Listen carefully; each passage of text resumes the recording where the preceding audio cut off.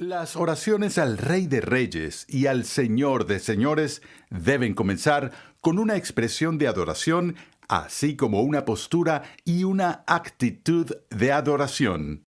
A veces escuchas a los cristianos hablar de Jesús como si fuera solo un amigo. No es que no sea un amigo en el sentido de una persona leal y confiable que está comprometida contigo, sino como si fuera un compadre. Es muy casual. Oye, Jesús, ¿a dónde vamos a ir hoy? ¿Vamos a ir a la playa? ¿Qué vamos a hacer? Cuando nadie, ni un cristiano en su sano juicio, se relacionaría con Jesús de esa forma si entrara al salón.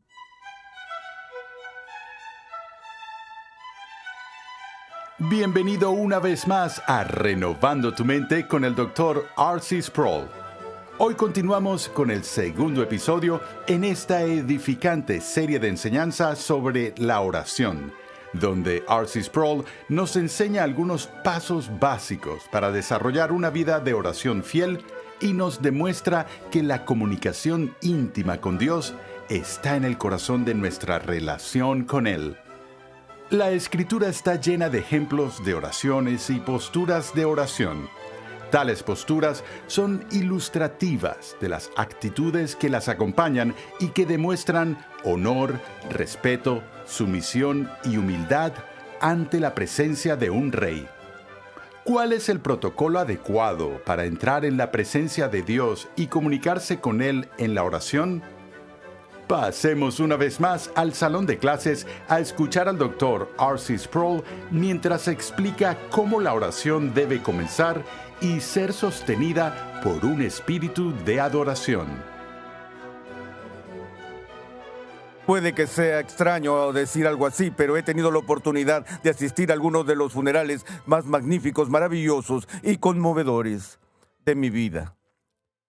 Pero de todos los funerales a los que he asistido, el que recuerdo de forma más vívida ocurrió hace muchos años en Pittsburgh, cuando un sacerdote episcopal murió repentinamente a los 42 años. Y para el momento de su funeral, todo el sacerdocio de la diócesis de Pittsburgh fue parte del coro en aquella ocasión. Y la catedral estaba llena, cada asiento ocupado. Y al final de ese servicio fúnebre, el himno final para la salida fue: todos los santos descansan de su labor. Y todavía puedo sentir que salí flotando de esa iglesia después de ese sermón. Pero mis ojos se llenaron de lágrimas mientras se llevaba a cabo, pues era el funeral de un amigo muy cercano y un compañero en el ministerio, cuyo nombre era Don James. Y en el momento de su muerte era el director ejecutivo de una organización llamada El Experimento de Pittsburgh. Era una organización que fue fundada por el ya difunto y gran Sam Shoemaker. Y el Experimento de Pittsburgh fue un ministerio dirigido básicamente a hombres de negocios, en el que Sam Shoemaker trató de desafiar a los hombres de negocios en la ciudad de Pittsburgh con un experimento de 30 días de oración, donde desafió a los hombres a orar solo durante 30 días por los mayores problemas que enfrentaban en sus negocios, en sus matrimonios, en sus vidas personales. Y también los desafió a un experimento de 30 días para orar por sus enemigos. Porque Sam descubrió que después de 30 días, que si la gente oraba todos los días por el bienestar de su enemigo, sus corazones se ablandarían hacia los demás. Bueno, en una ocasión, Sam Shoemaker se dirigió a un grupo de hombres de negocios y había un tipo que estaba entre la multitud, que era un ex instructor de reclutas de la Marina. Él bebía mucho, maldecía e insultaba mucho y era muy escéptico. Cuando Sam dio este desafío, este hombre soltó un improperio vulgar, mostrando su desprecio por lo que acababa de escuchar sobre el poder de la oración. Justo enfrente de este honorable sacerdote episcopal, Sam Shoemaker, este joven, ya saben, soltó este improperio. Y Sam se detuvo en seco, volteó hacia ese tipo, se acercó a él y le puso el dedo en la cara y le dijo: te reto a hacer esto durante 30 días. Y vuelve aquí dentro de 30 días y repite lo que acabas de decir que era. Entonces el tipo dijo: acepto el reto. Y en esos 30 días, este joven ex marín entregó su vida a Cristo y se convirtió en el sucesor de Sam Shoemaker. Ese fue su funeral al que asistí. ¡Qué guerrero de la fe fue Don James cuando continuó el ministerio de desafiar a hombres como él en toda la ciudad para que participaran en un experimento de solo 30 días en oración! Lo que estaba tratando de hacer era mentorear a la gente, entrenar a la gente, no solo decir: todos ustedes deberían orar, sino darles un experimento de laboratorio de oración, una prueba clínica para ver qué impacto tendría en sus vidas. Una cosa es decirle a alguien: lo que tienes que hacer es orar durante 15 minutos o media hora o una hora todos los días por el resto de tu vida. Eso es muy intimidante.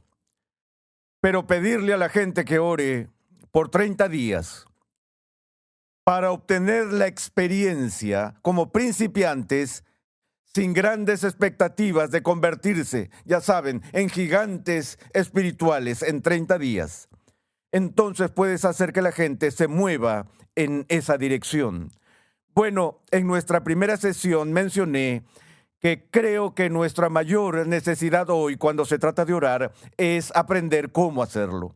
Y uno de los métodos o técnicas de oración más simples que he oído hablar y que he aprendido es uno que usa el viejo acróstico, y yo lo llamo el ABC de la oración.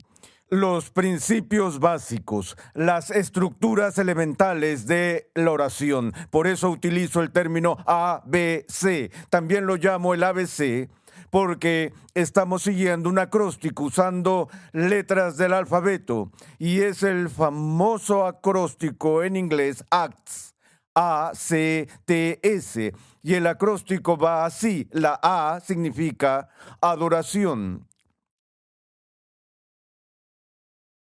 La C significa confesión. La T en inglés es Thanksgiving o acción de gracias. La S es para súplica. Y supongo que puedo decir que aquí tenemos una respuesta a mi oración de que la poca cantidad de tiza que me han dado para esta sesión ha sido hasta ahora adecuada para mis necesidades. Pero veamos estos 4 elementos. Ahora digo que estos son el ABC. Esta es una guía simple y pequeña para ayudarnos a recordar los elementos importantes que deben ser parte de nuestra vida de oración. Y también tengo que decirles y confesarles que todavía estoy en el nivel ABC. Cuando oro, todavía paso por este acróstico en mi mente como una lista. Me gusta empezar todas mis oraciones con adoración y luego pasar a la confesión, luego pasar a dar las gracias y al final pasar a la intercesión, súplica, lo que toque. Ahora, después de nuestra primera sesión, alguien de nuestro auditorio en el estudio hizo una pregunta que pensé que era una pregunta importante y que debería hablarse en una sesión. Y esta mujer preguntó lo siguiente: ¿cuál es la postura apropiada para la oración? Deberíamos estar de rodillas. Había hecho referencia a Santiago el Justo y a las rodillas de un camello viejo en el Nuevo Testamento, y lo que ella estaba preguntando es: ¿se supone que debemos orar de rodillas? ¿Cuál es la forma correcta de orar? Y cuando respondí su pregunta, le dije que hablaría de eso en la próxima sesión, porque creo que esto es algo que toca un tema más profundo con respecto a la oración. En realidad, la pregunta debería ser: ¿cuál debe ser nuestra actitud cuando estamos orando? porque la postura, nuestra postura física, está asociada a una actitud particular. Y le mencioné que no hay nada mágico o sagrado cuando uno ora de rodillas, pero que a través de la historia hay un significado universal cuando un humano se pone de rodillas. Es una postura que demuestra reverencia. Las personas se arrodillan ante un rey. Pueden arrodillarse ante un gran guerrero. Se arrodillan ante alguien por quien tienen un enorme respeto. Y entonces, ¿qué podría ser más apropiado cuando entramos en la presencia de Dios que mostrar nuestra sumisión y nuestra humildad ante Él al ponernos de rodillas? Luego pasé a explicar también que esa no es la única postura que la Iglesia ha conocido en la historia, incluso en los tiempos del Antiguo Testamento, que una de las formas o posturas comunes de oración históricamente era estar de pie y no con los ojos cerrados, sino mirando hacia el cielo con las manos levantadas. Ahora, esa idea de las manos levantadas ha sido reconstituida y recuperada en el movimiento carismático. Algunas personas están muy nerviosas por eso, pero hay una amplia historia en la fe cristiana de personas que se expresan y se abren a sí mismas cuando miran hacia el cielo. Esas no son las únicas dos posturas de oración. También vemos de manera uniforme a lo largo de las páginas de la Escritura, en particular en el Antiguo Testamento, que cuando las personas vienen a la presencia de Dios en el Antiguo y Nuevo Testamento, caen de bruces ante Él. Eso es más que arrodillarse. Es postrarse delante de Dios en el suelo. Para ser francos, mi preferencia personal, la forma en que me gusta orar es boca abajo. De hecho, les conté un pequeño secreto. Me gusta construir mi propio pequeño tabernáculo. Me gusta tomar una silla baja o una mesa baja. No sé por qué lo hago. Y me gusta arrastrarme debajo de una mesa o en algún lugar donde tenga un pequeño escondite para estar boca abajo. Tengo artritis en las rodillas, no quiero estar pensando que me duelan las rodillas mientras estoy orando. Por lo tanto, puedo estar cómodo, pero puedo estar boca abajo ante Dios. Eso me encanta, es mi forma. Pero no estoy diciendo que esa sea una receta para la oración. Pero sí creo que es importante hacer la pregunta, ¿cuál es una buena postura? Y yo sugeriría una de estas tres o alguna otra que encuentre significativa. De nuevo, la razón por la que estoy tomando tiempo para esto es que aunque toda la oración no está dedicada a la adoración, como mencioné, todo el tiempo de oración debe hacerse en un espíritu o postura de adoración.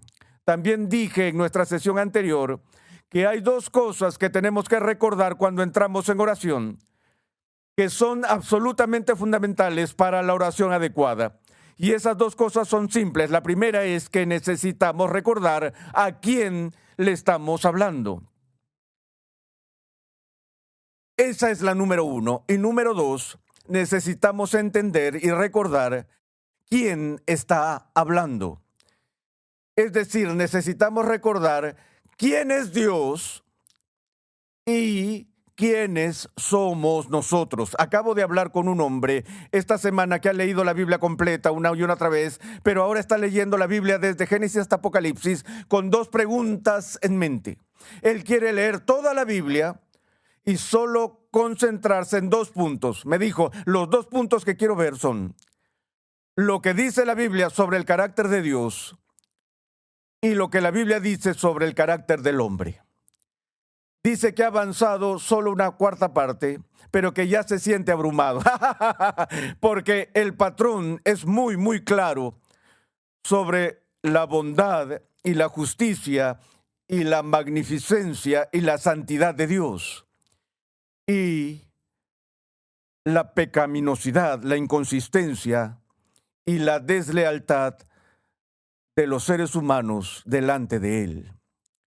Conté esta historia antes de lo que sucedió cuando Babe Ruth fue presentado al rey de Inglaterra. se le iba a conceder una audiencia con el rey y se le instruyó en el protocolo adecuado. Y se le dijo que cuando entrara en la cámara del rey debía inclinarse. Y se le dijo que se dirigiera al rey como su majestad y así sucesivamente.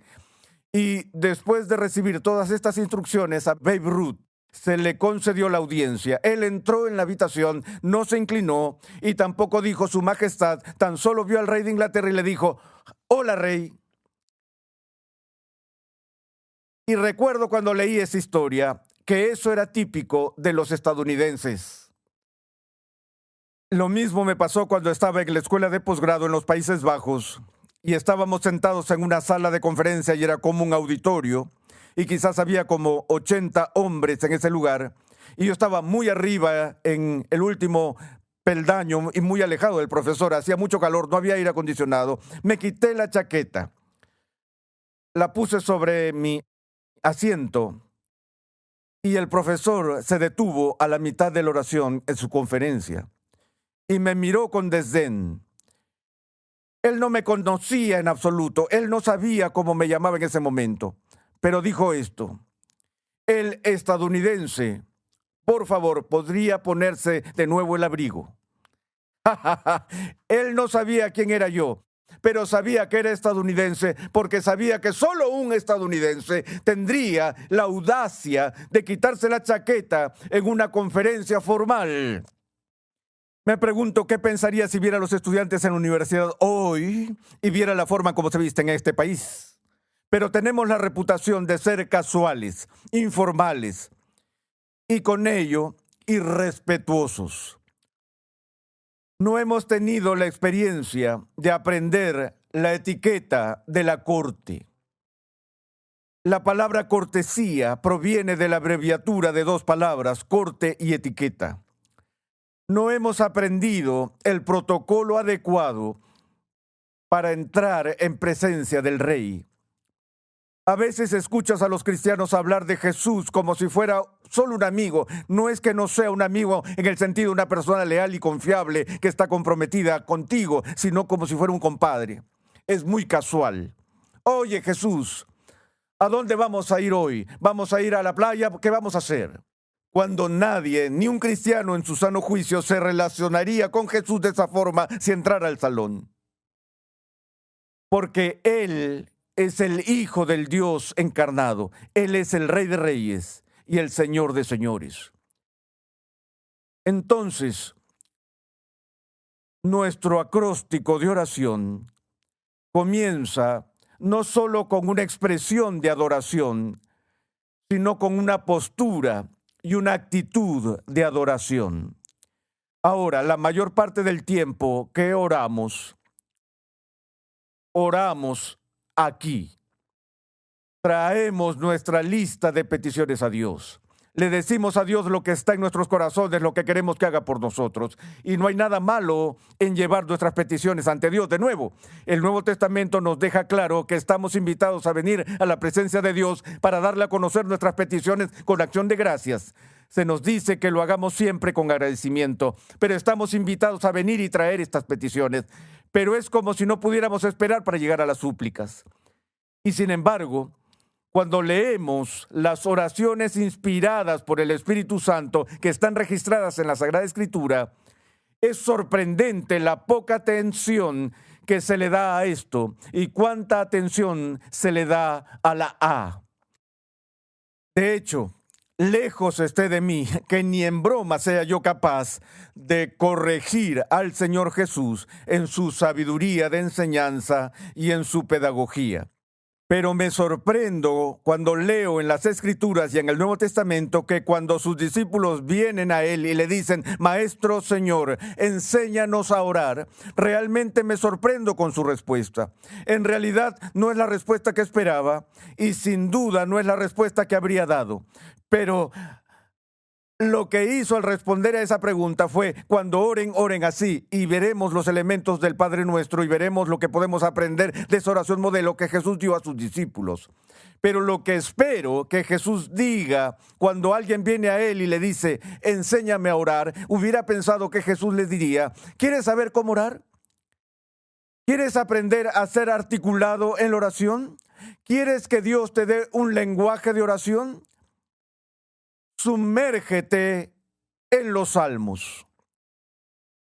Porque los salmos en su mayor parte no son otra cosa más que una colección de oraciones inspiradas por el Espíritu Santo. Y encuentro que las personas que se sumergen en los salmos no tienen ningún problema para decir lo que quieren decir a Dios. No hay problemas para adquirir un lenguaje de oración. Ese lenguaje ya está allí, en la palabra. Cuando estás usando las palabras de Dios para hablarle a Dios. Y lees las oraciones de los salmos de David. Oh Señor, Señor nuestro, cuán glorioso es tu nombre en toda la tierra. Ese tema recorre todos los salmos. Lo vemos en la oración de María: mi alma engrandece al Señor y mi espíritu se regocija en Dios mi Salvador. En los salmos en particular vemos a Dios ensalzado, su grandeza expresada en un lenguaje fantásticamente hermoso. Y sientes que el salmista, conforme ora, está expresando reverencia, honor y adoración ante Dios. Y así es como si tuviera una audiencia con el rey. Lo primero que debería hacer es expresar mi humildad ante el rey y darle el honor que se merece. Y entonces, cuando inicio una conversación con el Señor, empiezo la conversación con adoración. Empiezo expresando la profundidad de mi alma, cómo me siento con respecto a su grandeza, su majestad, su excelencia. Es por eso que creo que es bueno, cuando estás en esta parte o en esta fase de orar, que pienses en las muchas excelencias de Dios. Piensa en sus atributos, piensa en su carácter, piensa en su ser y alábalo por ser quien es. De eso se trata la adoración. Y he descubierto esto, que cuanto más avanzan las personas en sus vidas de oración, más tiempo pasan aquí. De hecho, es difícil conseguir que se muevan de aquí. Quieren pasar todo su tiempo en adoración. Así que esa es la primera parte. La segunda parte es la confesión, seguida de la tercera parte, gratitud, y la cuarta parte, súplica. Y como estoy teniendo una carrera con el reloj y la estoy perdiendo, voy a dejar estos 3 elementos del acróstico para nuestra próxima sesión. Pero por ahora vamos a recapitular diciendo que el ABC de la oración comienza y se sostiene con un espíritu de adoración.